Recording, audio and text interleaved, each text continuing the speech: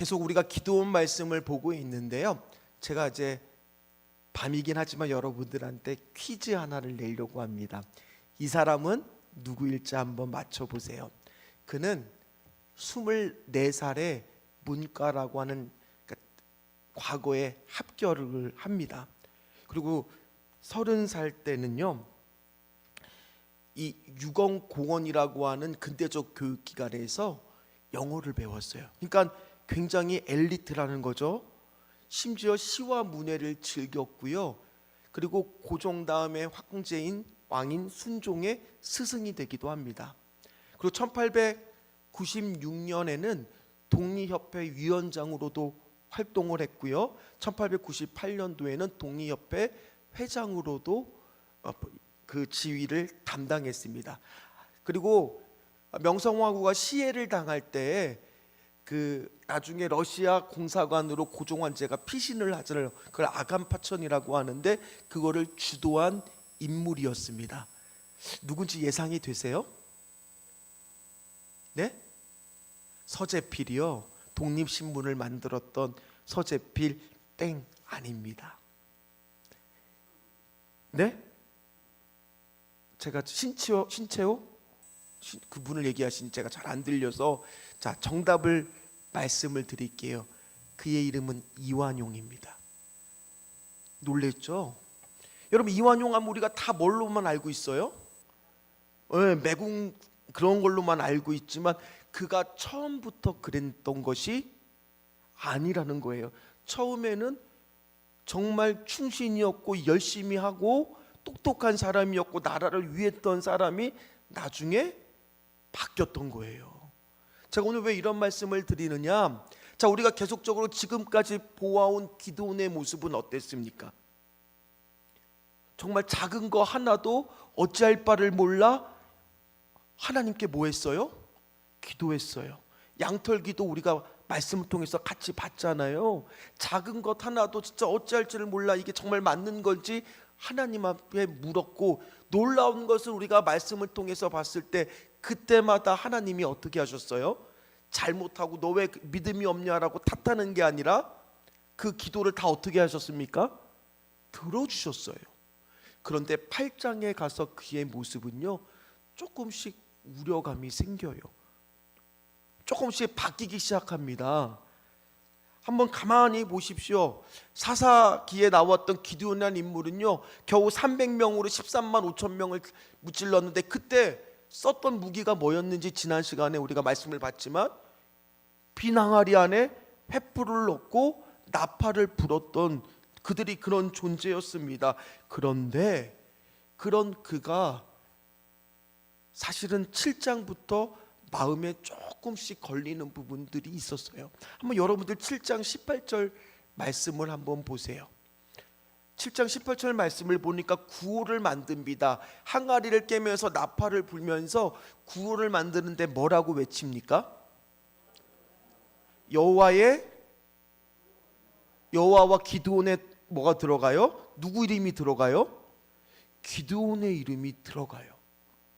굳이 기드온의 이름을 안 넣어도 될 것 같잖아요. 여호와의 이름으로도 충분한 거잖아요. 그런데 살짝 걱정이 생깁니다. 누가 이름을 내세우기 시작했어요? 기드온의 이름이 내세우기 시작했어요. 구호예요. 그리고 오늘 말씀을 보면요, 먼저 7장의 마지막 말씀을 보면, 자, 하나님이 싸우라고 선택한 사람은 몇 명이었어요? 분명히 300명으로 하나님은 충분하다 그랬습니다. 그런데 그들을 뒤쫓는 과정에서 전령을 보내서 누구를 끌어들이느냐? 돌아갔던 사람들을 다시 불러옵니다. 심지어 에브라임은 처음부터 전쟁에 참여하지 않았는데 누가 전령을 보내느냐? 기드온이 추격할 때 도움을 달라고 전령을 보냈더니 그게 오늘 8장에 가서 부작용으로 나타나기 시작하는 거예요.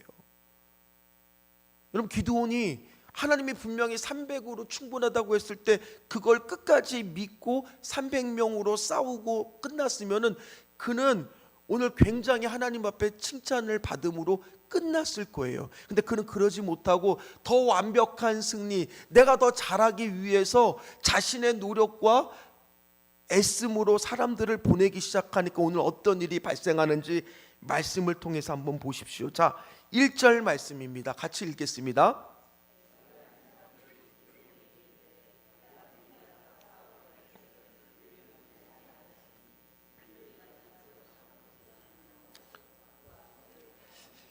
자, 여러분들 알다시피 우리 이스라엘 역사를 보면요, 남쪽 유다 지파와 북쪽에 있는 10개의 지파가 있지만 그 중에서 가장 힘이 센 지파가 어느 지파냐?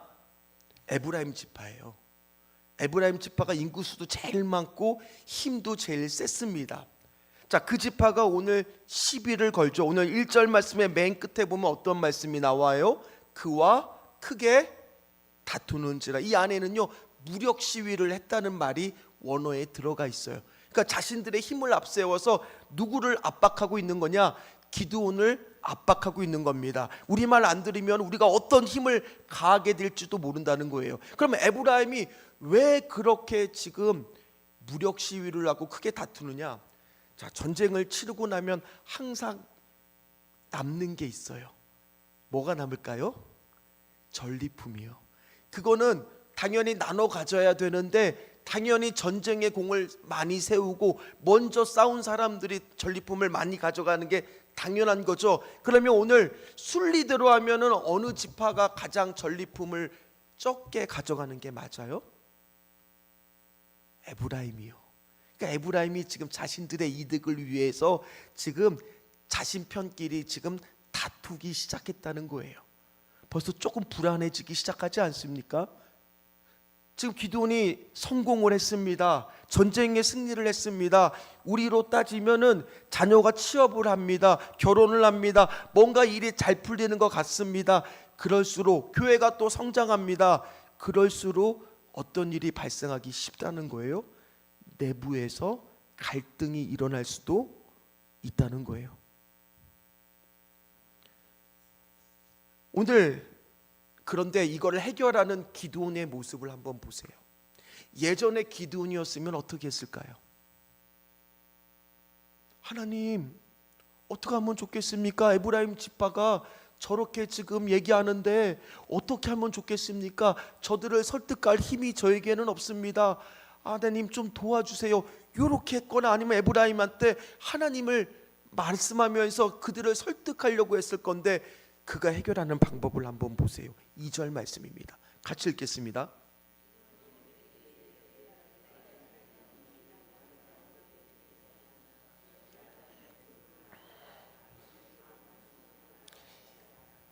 자, 끝물포도 만물포도 나오니까 자, 쉽게 이야기를 제가 이해되게 말씀을 드릴게요. 자, 첫 수확지에 가서 이제 포도 수확을 하려고 합니다. 처음으로 간 겁니다. 그러면 익어서 땅에 떨어진 것도 있을까요? 없을까요? 있겠죠. 그러면 처음에는 수확이 쉬운 거예요. 왜요? 뭐만 주워도 돼요? 익어서 땅에 떨어진 것만. 근데 마지막 끝에 가면 이미 다 죽고 났기 때문에 뭐만 남아요? 이제는 직접 따야 될 것들만 남은 거예요. 그러니까 지금 자신들이 한 일은, 아비에셀 자신들이 한 것은 뭐라고 말한 겁니까? 쉬운 일이다라고 말하고 있는 거예요. 처음에 수확했을 때 그냥 죽기만 하면 되고 따지 않아도 되는 것들이 많다는 거예요. 그런데 에브라임 너희들은 끝물포도 끝에 가서 수고로움으로 땄다는 거니까 누구를 더 높여주고 있는 거예요? 에브라임을요. 근데 이 말은 정치적인 발언이죠. 그죠? 하나님의 뜻입니까? 묻고 있습니다, 여러분들한테. 기도원의 모습이 좀 달라지지 않았나요? 살짝 걱정이 생기지 않았나요? 제가 신방을 하다 보니까 많은 분들이 교회를 참 많이 고마워하고 감사하고 축복하고 기도하고 있으며, 또 하물며 거기에 살짝 담임 목사님이 와서 많이 수고했다 그러면서 칭찬을 하기 시작합니다. 제가 계속 그 칭찬을 받다 보니까 제 안에 어떤 마음이 들까요? 진짜 내가 잘했나 보다. 내가 너무너무 잘했나 보다. 그런 마음 들 수 있을까요? 없을까요? 사실 저는 오늘 말씀을 보면서 제일 먼저 저한테 주시는 말씀으로 받았어요. 왜요? 저도 뭐 할 수 있어요? 한껏 어깨뽕이 막 올라가고 목에 힘이 들어갈 수가 있잖아요. 여러분들이 자꾸 끊임없이 칭찬해 주기 시작하면 저도 마찬가지로 기드온처럼 변질될 수 있는 거 아니겠습니까? 여러분은 안 그렇습니까? 어느 순간부터 기도하고 있는데 내 기도가 하나님의 방향과 달라지기 시작합니다. 그런데 겉으로 보기엔 아무런 문제가 없어요. 교회는 계속적으로 성장합니다. 가정의 일들은 잘 풀립니다. 아무런 어려움이 없습니다. 그런데 문제는 어디에 있느냐? 하나님의 방향과 내 방향이 반대로 가기 시작하더라는 거예요. 오늘 말씀도 그렇습니다. 기드온이 점점 누구와 멀어지기 시작하느냐? 근데 여러분 한번 집에 가서 8장을 쭉 읽어보세요. 제가 쭉 읽어봤다 보니까 놀라운 것을 발견했어요. 뭘 발견했느냐? 분명히 7장까지는 하나님이 기드온한테 말씀해 주셨어요. 기도를 응답해 주셨어요. 근데 8장에서 쭉 보니까 하나님이 그가 응답해 주시고 나타나는 장면이 단 한 장도 한 절도 나오지 않더라는 거예요. 여러분들이 별로 안 놀릴 줄 알았어요. 여러분, 우리는 깜짝 놀라야죠. 왜? 7장까지는 작은 것 하나도 기도했을 때 분명히 하나님은 세밀하게 기드온의 말씀에 응답해 주셨는데 8장에 가서는 그가 자기의 뜻대로 합니다. 어떻게 뜻대로 합니까? 300명의 군사를 자기의 사적인 복수를 위하여 자신의 영광을 드러내는 전투에 활용되기 시작했을 때도 그 안에 그런 마음이 들기 시작해서 하나님은 그에게 기도하지도 않고 기드온이 그런 내용이 없어요. 하나님의 이름을 빌어서는 쓰는 것들은 나옵니다. 그러나 하나님이 나타나서 기드온한테 응답해 주시는 장면이 하나도 없더라고요. 저는 이 말씀을 굉장히 준비하면서 저에게 주시는 무서운 말씀으로 받았어요. 저도 담임 목회를 하다 보니까 때때로 부교육자나 성도들 가운데 저한테 바른 소리를 하시는 분들이 있을 때가 있습니다. 그럴 때 순간 나도 모르게 인상이 쓰이거나 기분이 나쁜 저 안에 그런 마음이 들 수가 있다는 거예요. 그래서 제일 먼저 오늘 이 말씀을 준비하면서 저를 위해서 기도했어요. 하나님, 제가 혹시나 기드온은 아닙니까? 제가 기드온이 될 수도 있습니다. 그러면서 오늘 말씀을 보기 시작했다라는 거예요. 그러다 보니 첫 번째 일어난 일이 뭐냐? 지파 간의 갈등, 내부의 갈등이 시작되더라는 거예요. 보십시오. 하나님의 방향과 거꾸로 가다 보니까 자, 4절 말씀 한번 같이 읽겠습니다.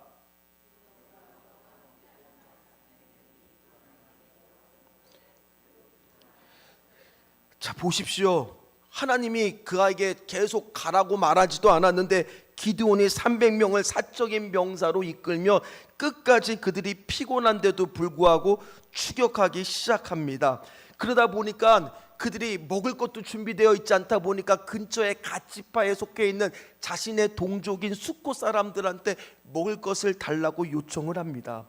근데 숫곳 사람들은요, 또 브니엘이라고 하는 사람들은요, 지금 기드온은 친절하게 내가 지금 미디안의 왕 세바와 살무나를 추격 중이니 나를 도와달라고 하는데 한번 지도를 보십시오. 그들이 왜 이 기드온의 요청을 응하지 않았냐 하면 오늘 요단강 동편에 지금 숫곳과 브니엘이 있어요. 그러다 보니 어디하고 국경에 맞닿을 수밖에 없느냐? 미디안의 지역과. 그러다 보니 그들 안에는 어떤 두려움이 있을 수밖에 없습니까? 혹시나 도와줬다가 나중에 잘못되면 그 후폭풍이 자신들한테 올 수 있기 때문에 그들은 오늘 하나님을 신뢰하지 못하고 기드온을 믿지 못했기 때문에 도와주지 않습니다. 물론 그들이 잘한 겁니까? 잘못한 겁니까? 숫곳과 브니엘이 잘한 겁니까? 잘못한 겁니까? 잘못했죠. 그러면 안 되죠. 도와주셔야죠. 하나님이 사람이 세운 사사라면 그의 말에 따라주는 게 맞는 거죠. 인간적인 두려움 때문에 자신들의 이익을 위해서 주판을 튕긴 그들의 행동이 분명히 잘한 것은 아닙니다. 그런데 오늘 말씀해 보니까요, 거기에 다했을 때 기드온의 표정을 보세요. 말을 보세요. 보세요. 한번 7절 말씀 같이 읽겠습니다.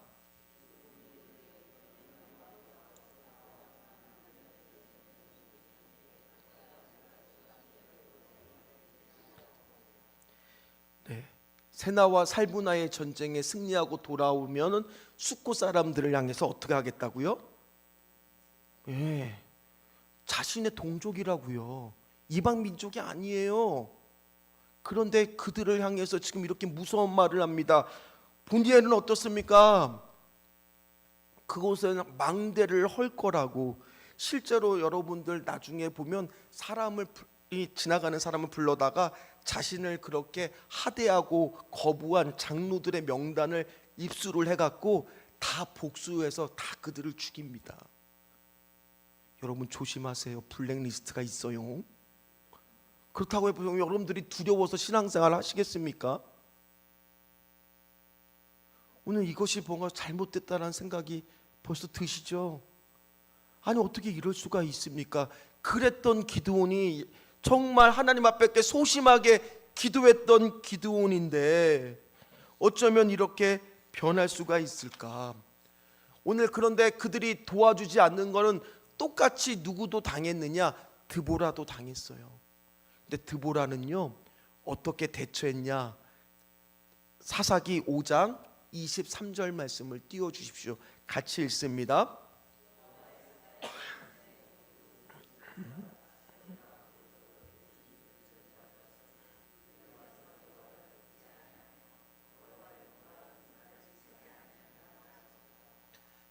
예, 저주만 하고 직접적인 복수를 하지는 않았어요.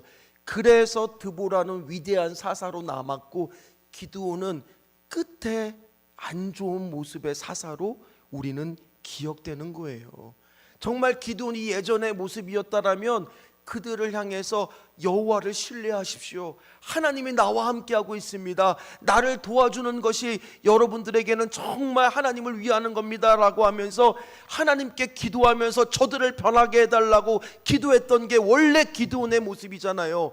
여러분들은 어떻습니까? 여러분들이 정말 간절한 때 하나님을 기도했던 모습은 어땠습니까? 정말 하나님 이거 아니면 안 됩니다. 정말 저를 좀 살려주시옵소서 간절한 마음으로 기도했는데 어느 순간부터 우리가 기도하기 시작했을 때 하나님의 뜻과 멀어지고 있는 기도를 하다 보니까 기도도 희미해지고 응답도 희미해지더라는 거예요. 어쩌면 지금 여러분들 인생 가운데 하나님의 응답이 희미해져 있는 건 아닙니까? 그러면 뭐가 잘못되어 있는지 지금 점검해야 되는 거예요. 뭐예요? 하나님의 방향과 나의 방향이 지금 같이 가고 있는지, 내가 하나님의 뜻에 지금 순종하면서 가고 있는지를 점검하셔야 된다는 거예요. 그 점검은 저에게도 필요할까요? 안 필요할까요? 똑같이 필요한 거예요. 그래서 저는 오늘 말씀을 보면서 다시 한번 저를 붙잡기로 했습니다. 하나님, 저도 얼마든지 기드온이 될 수도 있습니다.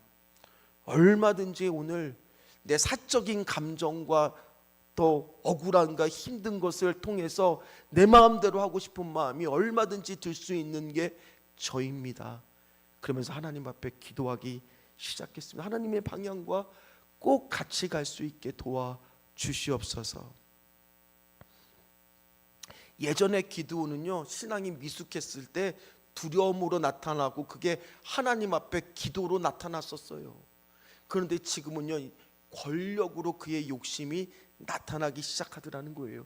심지어 우리가 다음 주에 변한 기드온의 모습을 또 보게 될 거예요. 더 심해졌어요. 한 번 방향이 바뀌니까 하나님하고 가까이 가려면 반드시 어떻게 해야 돼요? 턴을 해야 돼요? 안 해야 돼요? 턴을 해서 하나님을 바라보며 돌아와야죠. 그게 바로 뭡니까?